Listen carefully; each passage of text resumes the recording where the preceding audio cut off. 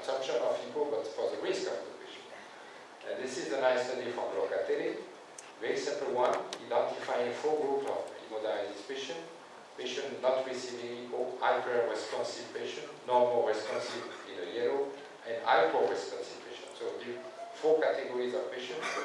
And based on this, I would say, hemoglobin concentration and dose, it's easy to calculate your erythropoietin resistance index. So it's just the dose that you administer per week divided by the hemoglobin concentration. So it's easy. And of course, if you do erythropoietin resistance index, you see immediately that the patient hyper-responsive gets the higher area. So this is very easy to calculate in your center if you are interested. The point is not to identify the patient. The point is to identify what is associated with this high resistance. One is a CRP. So that means if you look at hyper-responsive patients, they are almost all inflamed. So CRP. And what they get also is hypoalbuminemia. So at the end, hyper-responsive patients are inflamed and malnourished patients. So they get the same type of profile. And of course, that will affect the mortality immediately. This is coming by a different study. Same type of analysis. They provided a rate. They divided in 4 quartiles. And they applied this to calculate on the left all-cause mortality and on the right cardiovascular mortality. And you see immediately that if the patient is belonging to very sensitive low ARI index as compared to high ARI index, you see the mortality over 3 years is totally different. So at the end, as soon as you identify very high ARI in your population, that means your patient is high risk of dying because he gets inflamed, because he gets malnourished, whatever is the reason. So at the end, it's nice to make this calculation in your center to identify the patient at risk. And again, from the same study, you see that depending on the area classified in the quartile, you see that the hemoglobin, of course, in the higher resistance index is very low, 10.6 grams per deciliter, but you see the CRP is almost 30% higher. So it's clear. Every high ARI index is associated with high risk for the patient, inflamed, malnourished, and a high risk of death. What are the causes? I just put this slide, which is nicely illustrating. You see the main factors is inflammation. Maybe you have some different, I would say, type of population in Egypt, maybe with the single cells, hemoglobin abnormality, bone marrow, aluminum, but you see the major problem is inflammation. So as soon as you see ARI which is high, look, and the inflammation will be associated with vascular access or different topic. Now, we move to the iron production. And to produce erythrocyte, we need EPO on one side, and we need iron on the other side. So the point is now, back to KDIGO. What is the benefits, and the risk of using a huge amount of iron? We know that iron works perfectly. This is coming from a different study. This is one example of this study. As soon as you administer IV iron, as compared to low iron or oral iron, you see that you correct the creatine much faster, you correct the TSAT much faster. And of course, what you achieve is a cumulative response for the hemoglobin is much faster. So you see within 70 days, you increase your hemoglobin by 0.7 grams per deciliter. So IV iron is certainly 99% chance to have a fantastic, I would say, activity on the erythropoietin stimulation. So it's clear the IV iron is much better than oral iron. The bioavailability of this oral iron is very good. And it works also in some, I would say, trial study in iron overload patient. That was the point in the study. They were in the US perspective, they were looking on the patient with more than 500 AD concentration. And still the challenge is the type of population with IV iron. And you see immediately that the proportion of patients responding to ESA was even increased with IV supplementation as compared to the control. So some beneficial effect and also some beneficial effect on the hemoglobin. So even if you get ferritin, which is close to 500, I don't want to say much higher than 500, but there is some benefits to test and to challenge the patient with high-risk iron replication to see if the patient Okay? Now, if you look what is the risk associated with iron, two markers, this is coming from Karantazade study, from ferritin on the left and TSAT on the right. Again, a huge population, 60,000 patients, regular patient analysis, different level of adjustment. Just look what is the impact. So at the end, if you look at the ferritin, what is the target? There is no risk less than 200. And there is no risk in this study more than 800.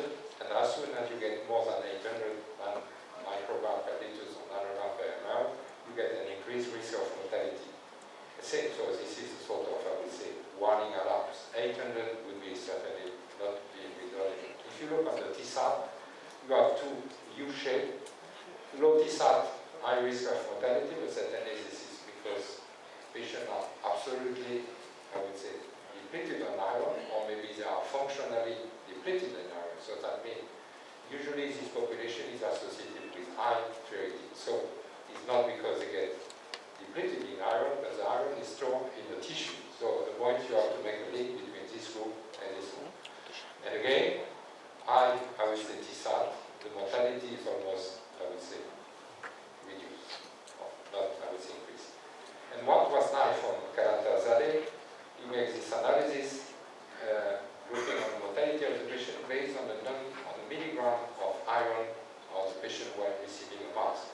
And you see immediately that as soon as the patient is receiving more than 400 milligrams of IV iron a month, so that means 100 milligrams a week, you see that the mortality is increased. But what is the reason? Nobody talks about the reason. Certainly there is something wrong. The patient is certainly bleeding or some, I would say, complication. Interestingly, a few weeks ago, docs did the same analysis and showed almost the same. At the end, if you look at a patient receiving IV iron, you see immediately that more than 300 to 400 milligrams a month, you see the mortality which is increasing for all-cause mortality and cardiovascular. So, if you have to administer more than 300 milligrams of IV iron to your patient, there is something wrong with this guy. It's not normal to administer huge amount of iron. So that would be a warning alarm for the population. Now, if we change on the continent, move to the Japan, and this is very interesting because you know that the mortality of Japanese institution is very low. And this is coming again a few weeks ago on the International. This is a huge database, more than 140,000 patients. And you see that's the distribution of TSAT and ferritin. So that means in the Japanese population, the average of TSAT is about 25%. Remember the category? You see what is the average of the ferritin is close to 150. So completely different profile. Does that mean that the patients are dying? Not at all. Maybe they are protected. Two aspects. This is a population which is close to about 8%, 7,000, 10,000 patients. No ISA, so it's a 10,000 patients not receiving ISA. And when they calculated the hemoglobin based on the TSAT on one side and the ferritin, you see there is no impact on the TSAT. So the message coming from Japan, they said, okay, we don't need to push too much iron in our patient. If the iron is available to be used by the erythropoietic system, we don't have to put huge amount of iron in our patient. And you see, target in Japan is not anymore correlated to the cardio. Maximum is 200 for the ferritin and maximum 40%. So completely different profile.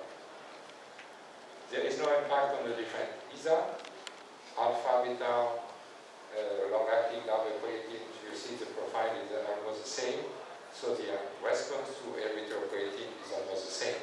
It's not linked to the iron status, and it works perfectly. Now, what they did, they look on the effect of IV iron on the mortality, and what is impressive is, of course, look on the bottom part of the slide. As soon as you administer a huge amount of iron in your patient, you see the mortality which is increasing 10 times. And again, the risk is associated with infectious disease. So, too much iron. High iron is associated with some cardiovascular event, all-cause mortality, and certainly some, I would say, infectious complication disease type of population. This is coming from there. Again, we know that this is an old study, 11 years ago. If you look at the ferritin concentration, and you look on the stress oxidant markant of tissue iron, you see that you get some, I would say, high risk of deposition. So high ferritin in this case was 600, and now we are pushing to 800. There is some risk of oxidative stress, and there are some risk of deposit of the iron within the tissue. It is the risk of the patient, and that was nicely illustrated in a new study coming from a French colleague to make assessment of the liver. So it's not only linking ferritin concentration to some risk of the patient, but he tried to make this risk associated with the liver assessment of iron deposit by MRI. So in this study, they split three tercile of the patient based on this, I would say, ferritin concentration, and you see that upper limit is about 200, very low, and you make an assessment about this TSAT, ferritin concentration, hemoglobin, so there is no, I would say, link with the hemoglobin, but what is impressive is, of course, the deposit within the tissue, and which is associated with iron concentration, ferritin and TSAT, and also associated with iron supplementation by months. So again, it's certainly, if you put too much iron, and if this iron is not used by the erythropoietin system, it's certainly will deposit in some tissue and maybe the liver. And again, if you look what happened in the kinetics, this is MRI before administration of IV iron, MRI after the administration, and this is the patient who will stop receiving iron. You see immediately that there is a sort of clearing and capacity of the liver after a few weeks or a few months.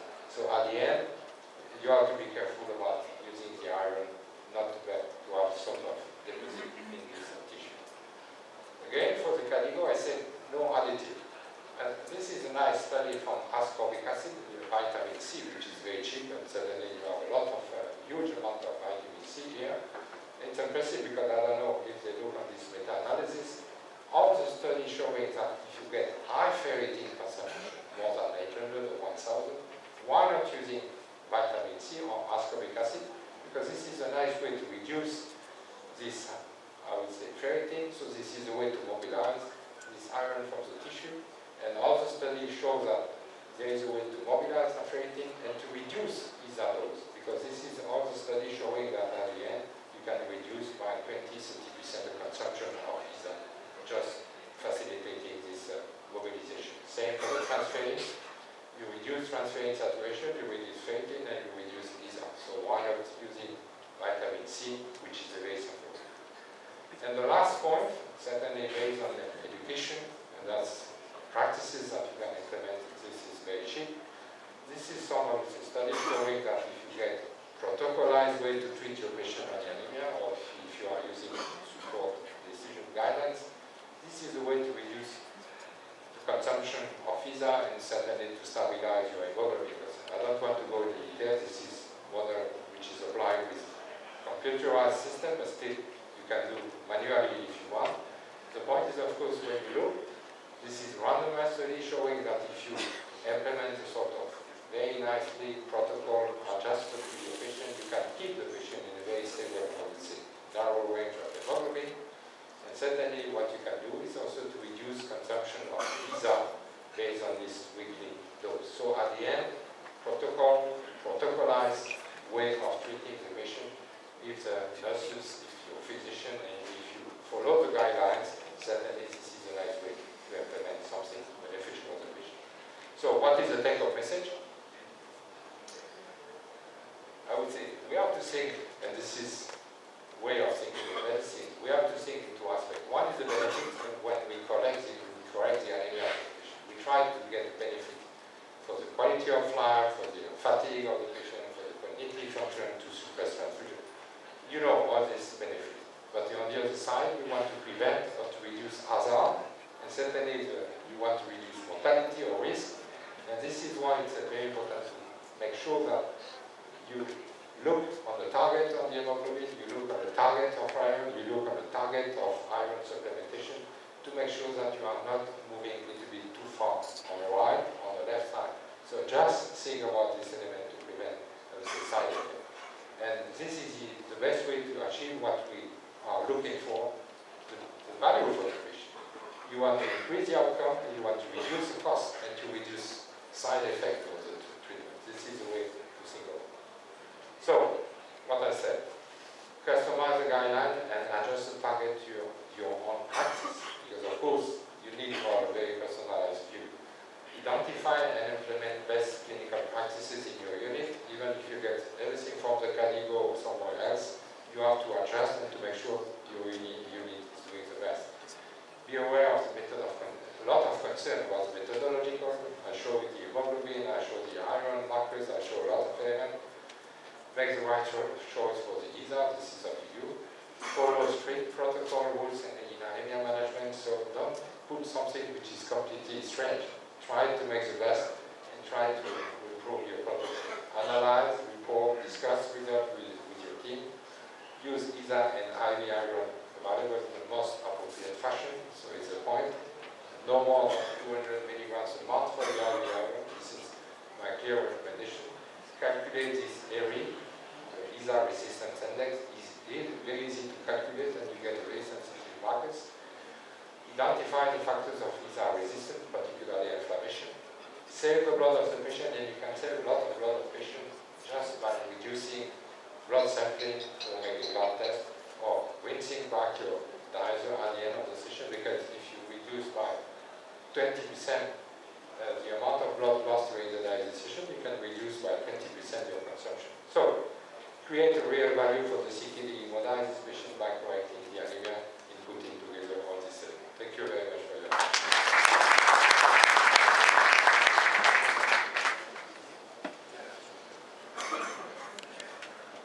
Thank you very much for this very elegant, illuminating, and very descriptive. And thank you very much, Dr. Kamra, again, for your advice and conclusion for the country developing guidelines. Any questions, please? Thank you very much, sir, for this elegant lecture. I have two questions, if the chairperson allow me. Sure. The first is, do you like or do you have evidence that within from 10 to 12 grams, this level is better to be high or low, depending upon the other comorbidity of the patient? So hepatic, cardiac, stroke, better to be 12 rather than 10? And do we have evidence for this? This is the first question. Yeah, unfortunately, all the studies are performed in a sort of normal population. So what we learn is, of course, if you have a patient at risk, vascular disease patient with a past history of stroke, I don't want to recommend to get hemoglobin higher than 12, particularly if you combine hemoglobin, high concentration pre-dialysis, plus a huge weight loss during the dialysis session, because this is the point I mentioned. The point we are focusing on the pre-dialysis hemoglobin concentration. From my perception and my perspective, we should focus also on the post-dialysis concentration in the patient at risk, particularly in the cardiovascular, diabetics, macroangiopathic, micro or macroangiopathic patients, because if you increase by 30% the hemoglobin, at the end of the session, certainly you have a lot of viscosity affecting the brain, affecting the heart, affecting the gut. So my recommendation is not to focus pre 10 to 12, but also to look after the dialysis session what happened, and to prevent this type of risk, particularly if you are thinking about stroke. What is not, high dose of ESA is not good. This is clear. May I ask another question? Right. Once you reach the target limit of hemoglobin, is it better to decrease the dose or increase the interval? And do we have evidence for that? And the answer will differ according to the choice of ESA, short or intermediate or long? Yeah, that's an excellent question too. It depends on the ESA. If you are using the, I would say, short acting, it's difficult to explain the time between two injections. Of course, you have to correct the anemia, you have to maintain the patient on the plateau, and as soon as the patient is on the plateau, you can reduce ESA dose. This is clear. Usually you can reduce 10 to 20%. Now, to expand or to extend the time of injection between two, it's a very linked or correlated to the ESA, I would say, substantive. Short acting is difficult to get more than once a week. even if some labs are recommending, because you can do once a week. But the point, you have to increase by almost 30% the dose of ISA, which is not good because the risk of ISA is clearly associated with iris. So depending on the ISA brand or substances, I would recommend to stay short-acting once a week, medium-acting like dabigatran once every 2 weeks, long-acting maybe could be once every 3 weeks or months. That's different, but that's the only way to go. It's easier for the patient. My suggestion is not to increase the amount of ISA to compensate for the extended, I would say, dosing that we perform, because this is not good. It's not good for the patient, it's not good for the cost. Another few questions?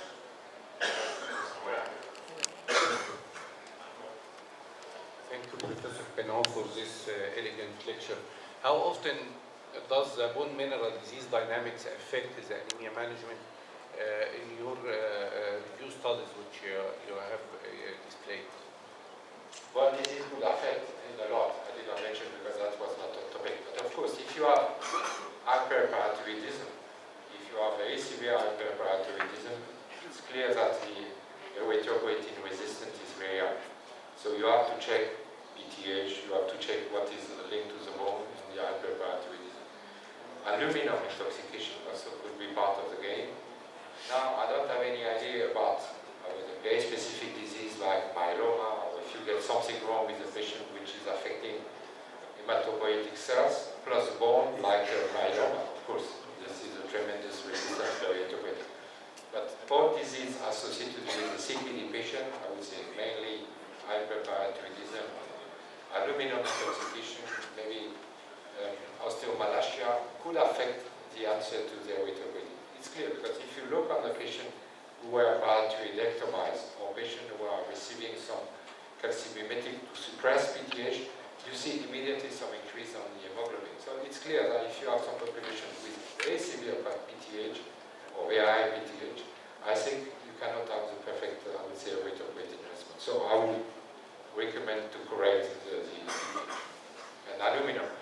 The differences between PTH and aluminum, if you get aluminum intoxication, you get very microcytic cells. So this is very symptomatic. If you don't have any iron depletion, if you observe microcytic erythrocyte, this is linked to maybe aluminum intoxication. Okay, Professor Dr. Mike? Thank you very much, Professor Penaud, for your presentation. So is it the pre-dialysis or the post-dialysis hemoglobin concentration that you depend on to do your calculations? Is it the pre-dialysis or the post-dialysis